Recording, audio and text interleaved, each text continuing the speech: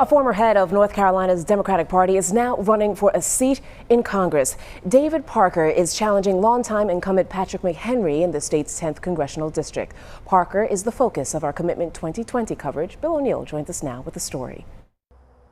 David Parker's picked a very tough race to get into. McHenry's held this seat for 16 years, and while lawmakers have redrawn the district, it still favors the Republican candidate.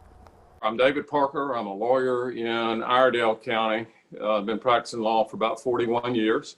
Married with 3 children and a wife who is very tolerant of my ways and my politics. Why, at this point in time in your life, are you deciding to run for Congress?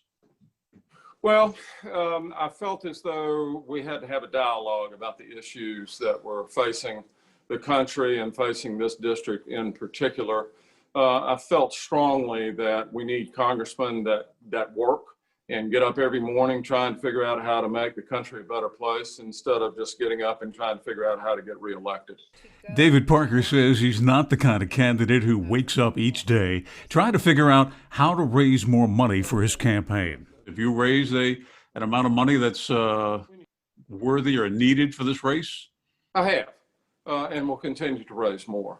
Money in this type of campaigning is different, particularly in a year like 2020. Campaign finance records show that as of the end of June, Parker's campaign raised less than $5,000. His opponent, Patrick McHenry, raised over $2 million.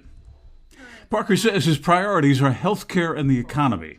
He's the former head of North Carolina's Democratic Party, but says he isn't always faithful to his party's platform. But there are things about the Democratic Party platform that I disagree with. But I find it to be like an old, comfortable sweater that's got some holes in it. When I look at the party of Lincoln, I find a sweater that's almost all holes. This is not the party of Lincoln, hasn't been for a long time. Since you brought that up, can you give me a for instance of where you don't stand in lockstep with the Democratic Party? I do not believe in a contraction of the Second Amendment. I do not believe that abortion should be available as a choice for folks all the way out until right before the moment of delivery.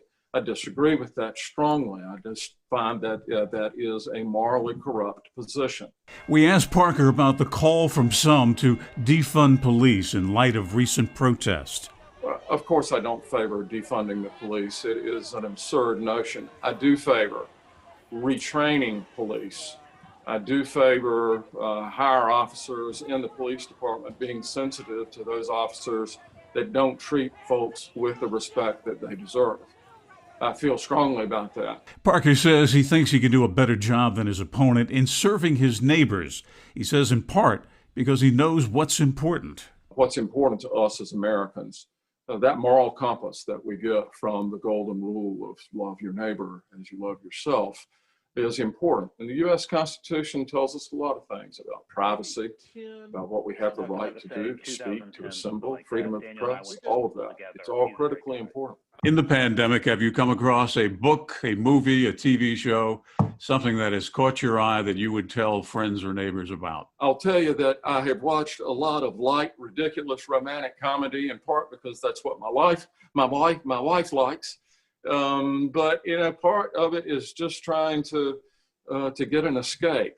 I mean, life right now is complicated enough. David Parker is not only a lawyer and a political candidate, he's also a part-time actor.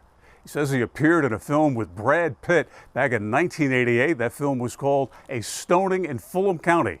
It was made in Statesville. Bill O'Neill, WXII 12 News.